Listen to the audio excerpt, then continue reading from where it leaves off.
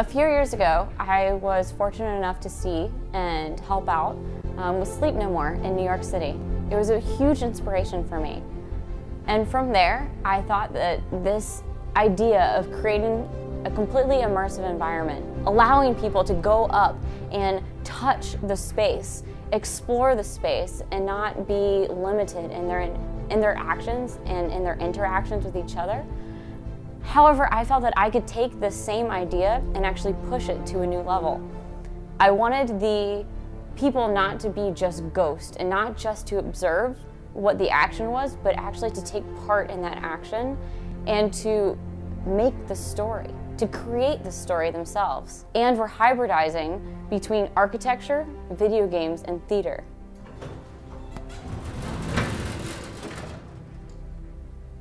Since the beginning of mankind, we have sought out entertainment. Begin with stories around the fire and has never stopped changing. We've gone from shadows on a wall to actors on the stage, and now we can view entire worlds on a screen.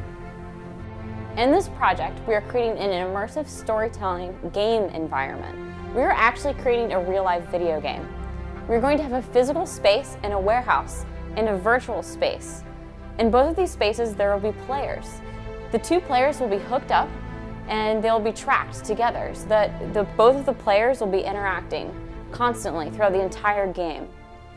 Virtual players will be able to communicate with their physical counterparts with ease, using Wi-Fi tracking systems installed throughout our space in individual rooms that will be tracked, their location known at every instant in time. These virtual players will be able to tell their physical components where to go, how to act, and what they're supposed to do in the context of the story. The rooms will link up with one another to make a constantly evolving area where the story will change before their very eyes, essentially putting them in control of the outcome. As John was just saying, there are two systems of how the rooms move. The first is an orthogonal system as seen in the blue boxes. These boxes can only move forward and backward along a pulley that is controlled completely by the players. The second is the gray boxes.